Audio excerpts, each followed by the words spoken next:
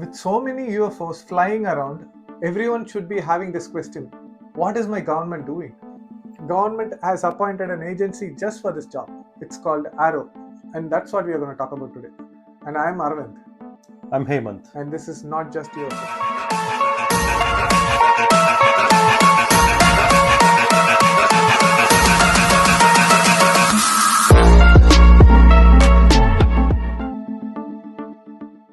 So, who is Arrow? Arrow is a joke. Sure.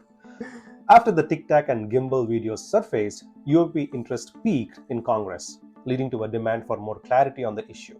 That's how Arrow came into existence in 2022. The All-Domain Anomaly Resolution Office, or Arrow, was formed by the US Congress to investigate UAPs.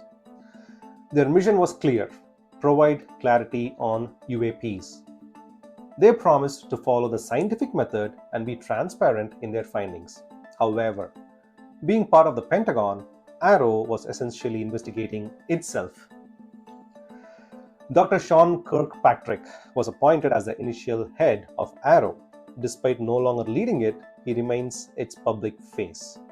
Ironically, Kirkpatrick had publicly shown disinterest in UFOs and seemed reluctant to lead Arrow. Yet, he was still appointed. Investigating UAPs within the Department of Defense posed significant challenges due to the compartmentalization of information and the need for various levels of clearance. Initially, Kirkpatrick lacked the necessary clearances to gather UAP information within the DoD. Any authorities that you don't have to get the data? There are some authorities that we need. We currently are operating under Title X authorities, but we have good relationships across the other agencies, but having additional authorities for collection, tasking, counterintelligence, That's something. those are all things that would be helpful, yes. But repeatedly claimed he had all the clearances needed. Is it possible there is some secret program that you're just not aware of? I don't think so. I have access to anything and everything I need. Eventually, he did obtain the required clearance, Article 12, but only a few months before leaving Arrow. Kirkpatrick has been a controversial figure during this time with Arrow. He had ongoing relationships with private defense contractors before, during, and after his tenure at Arrow. This clear conflict of interest raised many concerns about the integrity of his investigations. After leaving Arrow, Kirkpatrick became openly critical and harsh towards those pursuing the UAP topic both within Congress and outside. Suspicion grew as it was revealed that he had been a consultant on UAPs for the government since 2018, even leading a briefing on Skinwalker Ranch. It leads to speculation that Kirkpatrick may have been groomed as a disinformation agent even before his tenure at Arrow. And it's hard to deny, if his job was to create confusion around UAPs, hey, he did an excellent job. Now let's talk about the report which was supposed to reveal everything. Did it? Yeah, it didn't.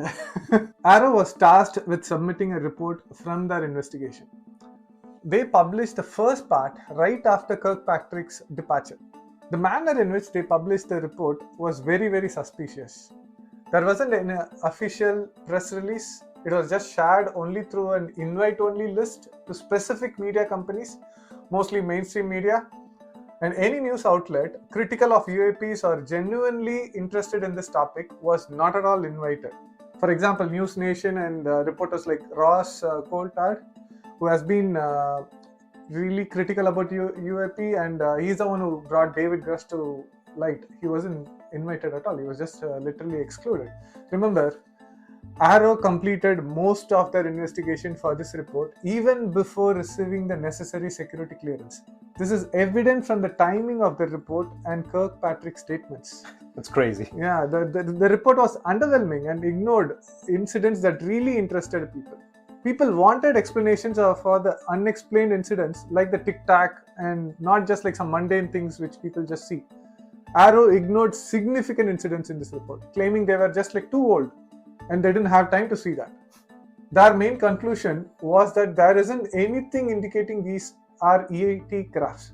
Mostly they attributed sightings to mundane reasons like weather phenomena, balloons, lens flare, etc. The most ridiculous part of the claim was saying they could explain even incidents which they haven't explained yet as mundane if they had some data.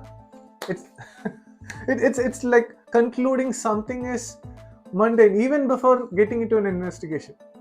Just as you needed data to support a claim that something is extraordinary, you also need a data and rationale to dismiss it. But Arrow never published any data supporting their conclusions or the exact methods what they used. Even their educational resources on the website doesn't showcase the 5 observables. Okay, you may ask like what are the 5 observables, right? Let me explain that quickly for people who are new here. Yes, please. First observable, sudden and instantaneous acceleration. This means there is no inertia which is being observed.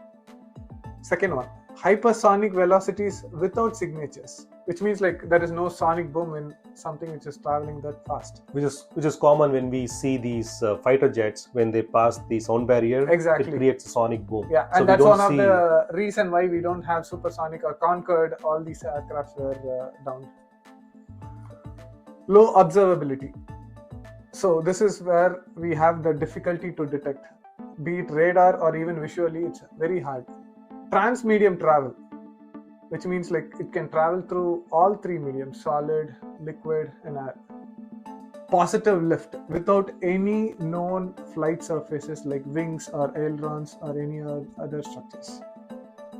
Instead of explaining how such observables are possible, Arrow's website just examples like some school science projects, like saying, okay, there is some parallax effects, perspective changes, or other optical illusions is what like people are seeing. Yeah, this not only undermines people's credibility, it just like it's even more ridiculous to just say this. Experimental drone technology is another example they just showed, and some conceptual propulsion system which never came out is what they also claim. Okay, people might be seeing. So basically, what this report really said was, there is nothing interesting to see here. Just carry on with your job. Just go.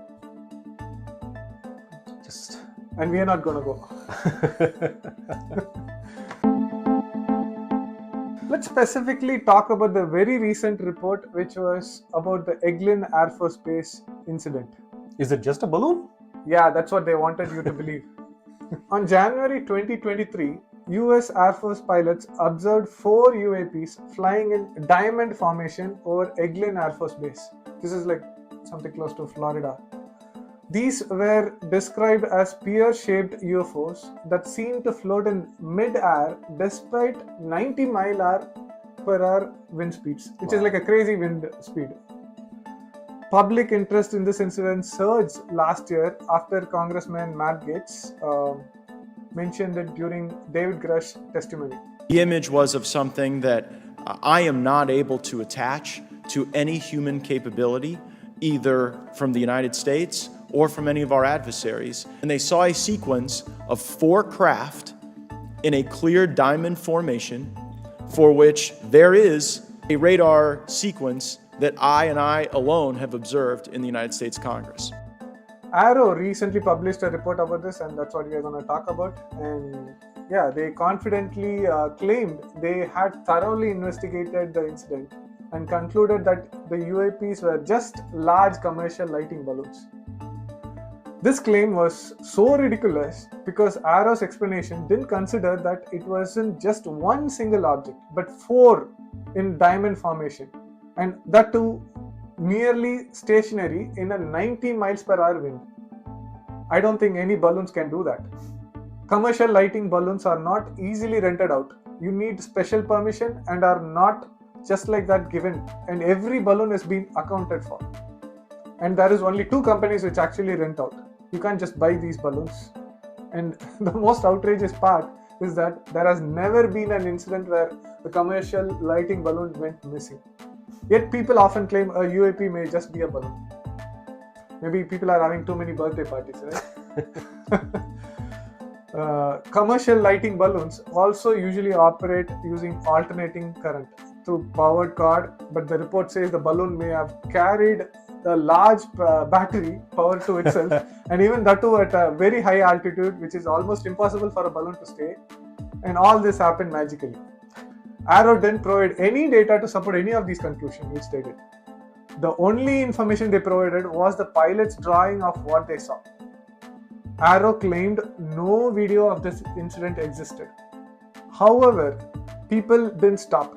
People went with a FOIA request. When people asked for the video, the US Department of Defense said there is a video which exists, but couldn't be released because due to national security issues. Wow.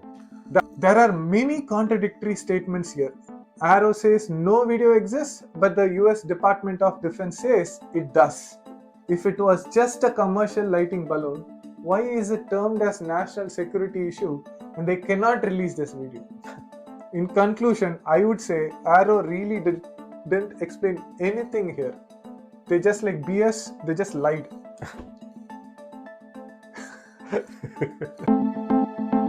So, should we trust Arrow? Nope.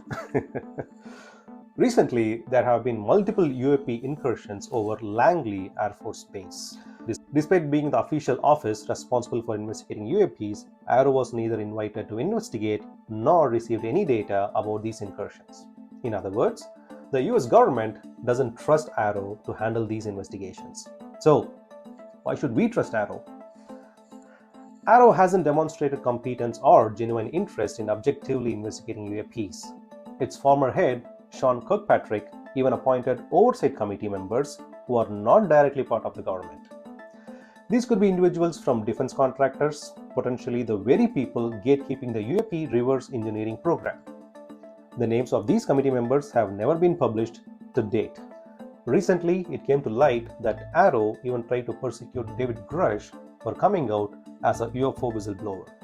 So, should we trust Arrow? Absolutely not. The very office designed to bring clarity to UAPs is shrouded in secrecy and incompetence. If the US government itself doesn't trust Arrow with critical UAP data, why should we? It's clear that Arrow is more about hiding than revealing. Until we get transparency and real accountability, trusting Arrow is not just misguided, but it's dangerous. Stay skeptical, my friends, stay informed, and keep demanding the truth. The skies are full of mysteries, and it's time to get some real answers. And not just UFO.